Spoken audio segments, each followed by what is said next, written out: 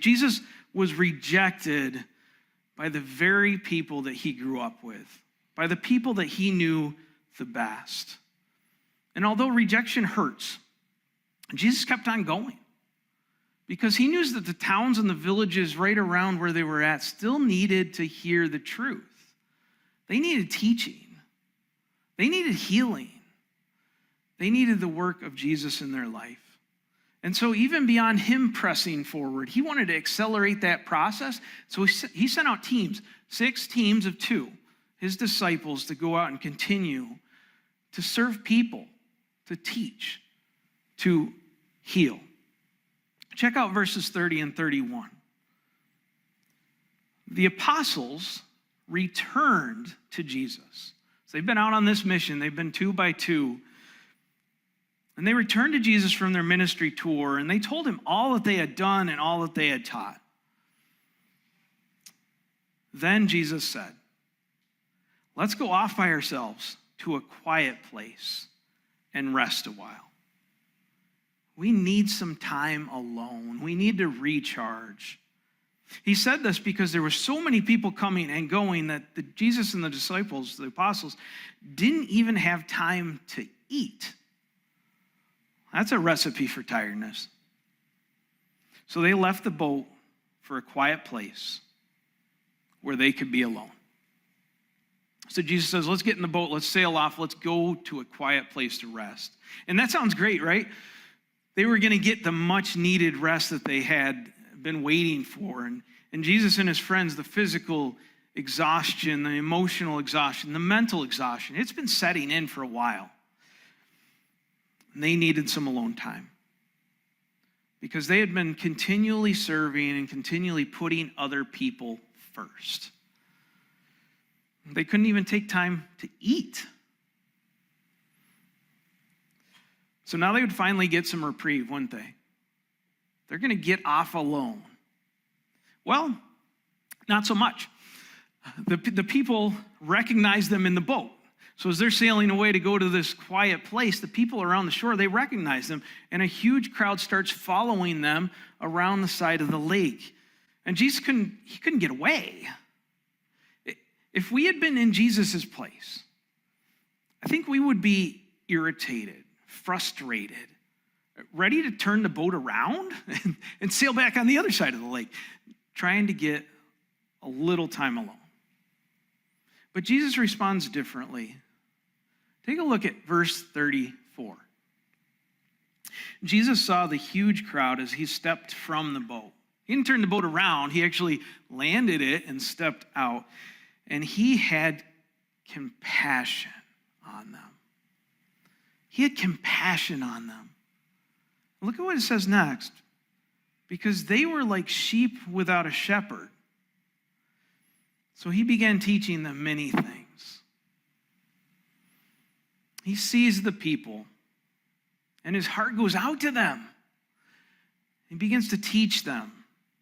And as he's teaching them many things, you can picture everyone wanted to be near Jesus.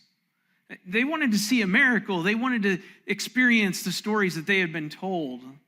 And they didn't want to leave. No one wanted to leave that day.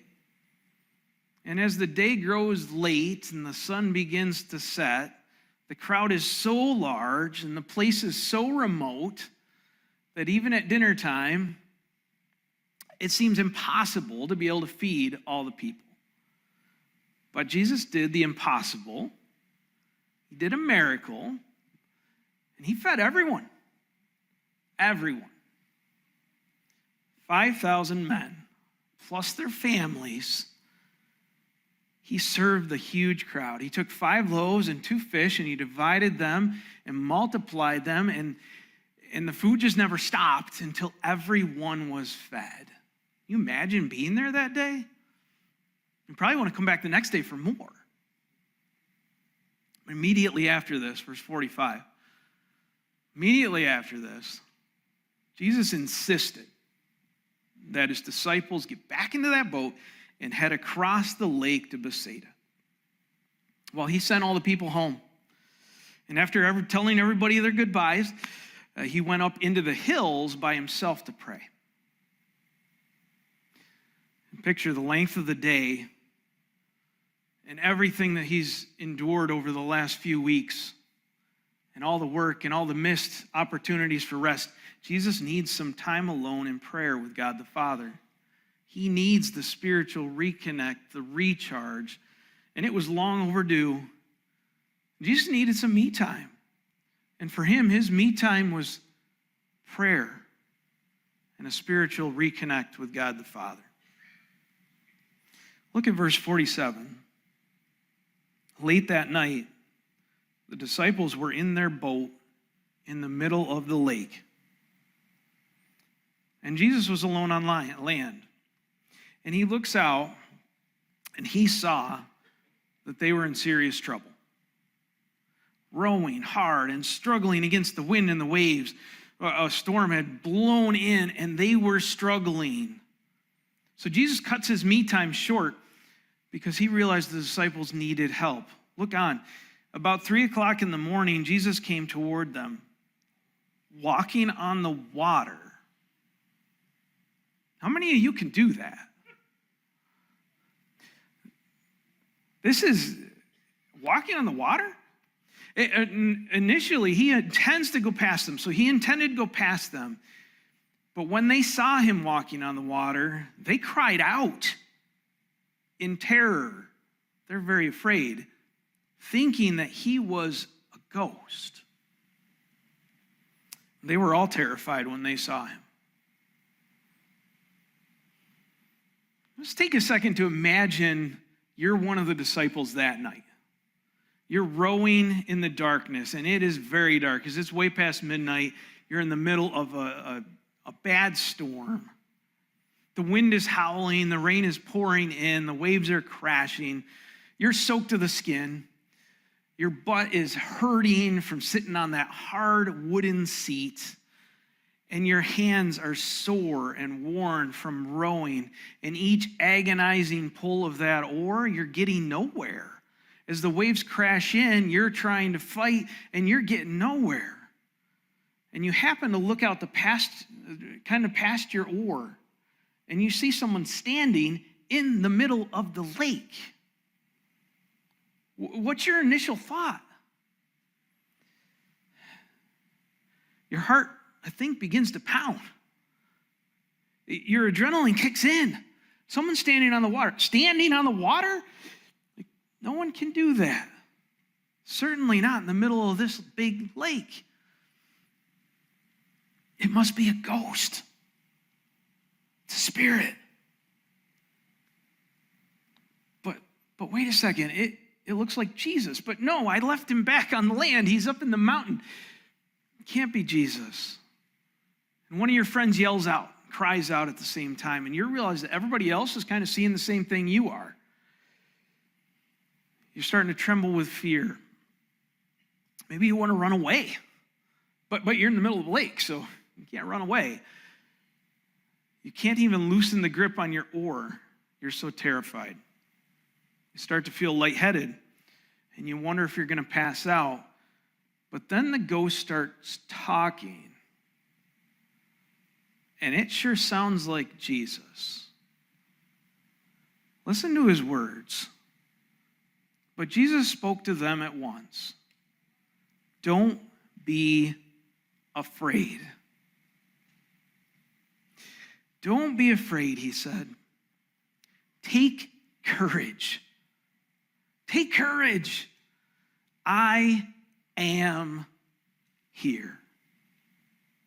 Don't have fear. Have confidence instead. Why? Because I am here. And Jesus, he began walking right beside the boat. He begins to pass by. He's trying to comfort them with his power. And he says, I am here. In Exodus chapter 3, God presents himself to Moses for the very first time with these words, I am. I am. And Jesus, I think, is identifying with God's power, his presence, his self-existence. He's there for them. And this should have been reassuring. And Jesus was there. He was with them. They don't need to be afraid. The disciples don't need to worry because Jesus is there. He's got this. But his friends weren't calming down. So Jesus, instead of passing by, verse 51, then he climbed into the boat. And the wind stopped. And they were totally amazed. For they still didn't understand the significance of the miracle of the loaves from the day before. Think of Jesus without frustration, in compassion. Jesus quit walking by and he stepped into the boat. Everything goes still. I expect that the disciples at the point are reaching out to see if they can touch Jesus, to see if he's really there. Is this really not a ghost? This is our master. Jesus has compassion because his disciples were quaking in fear. And he changes his plans. He doesn't walk on by. He doesn't go back to his alone time. He doesn't spend more time in prayer. He steps into the boat and does that for the disciples. Jesus served unselfishly. He cared about them in their need. Earlier that night, Jesus needed time alone, but he set it aside to come out on the lake to help the disciples in their storm. Jesus served unselfishly. The day before, Jesus and the disciples, they were looking for a quiet place to be alone, to rest, to eat. And they set that aside to serve the crowd. Jesus had compassion. He taught. He healed. He provided. And Jesus was always serving, wasn't he? Serving even when he needed me time. Even when he needed some alone time. But the disciples didn't understand. They didn't quite get it yet. Time and time again, the disciples had seen Jesus provide exactly what was needed in the exact situation. And here was one more instance. In God's power, Jesus could provide. And yet they were continuing to struggle with faith. Why? Look at the end of that verse. Verse 52. Their hearts were too hard to take it in. They couldn't quite see it yet. So they didn't quite understand the day before. They didn't understand what had just happened. They weren't quite sure what was going on. They were struggling with faith. And even so, Jesus served. He didn't become frustrated. He didn't become put out. And at this point, the disciples really have no idea that Jesus' main mission was to serve mankind's biggest need and to die for us, to take away our sin. And Jesus did that for us. When our plans are interrupted, when our me time disappears, we can get frustrated, can't we? We can react harshly sometimes. And yet that's not how Jesus reacted. I think trusting in God in the interruption, it'll help us. It'll enable us to have compassion on people, to help people, to reach out for people. And Jesus was exhausted. He was exhausted from the rejection. He was exhausted from the constant barrage of the crowds. He was exhausted from the teaching, even from the lack of faith. But he set aside his time. And Jesus needed time alone. He needed a spiritual reconnect. He needed me time. He deserved it, didn't he? If anyone deserved it, Jesus did. But even so, Jesus served unselfishly. Check out what happens next. Verse 53. After they had crossed the lake, they landed at Gennesaret. Does anybody remember where they were headed? No one's going to answer. All right, we'll find out. So they landed at Gennesaret. They brought the boat to shore, and they climbed out. And what do you know? The people recognized Jesus at once. And they ran throughout the whole area, carrying sick people on mats to wherever they heard he was. Wherever he went, in the villages, in the cities, or the countryside, they brought the sick out to the marketplaces. They begged him to let the sick touch at least the fringe of his robe. And all who touched him were healed. No rest for the weary. So if you look back, previously, they were headed to Bethsaida, not to Gennesaret. And Bethsaida is the hometown of Peter, Andrew, and Philip. And I think it would have been nice to sit and relax a little bit in their homes. Maybe get some more rest. But that's not where they end up. God uses the storm, and he takes them off track, and they land in Gennesaret, about 5 miles away. Because the people there, they needed Jesus. And so they're met at the shore by the crowds, and they just couldn't get away. Jesus couldn't get away. But Jesus kept serving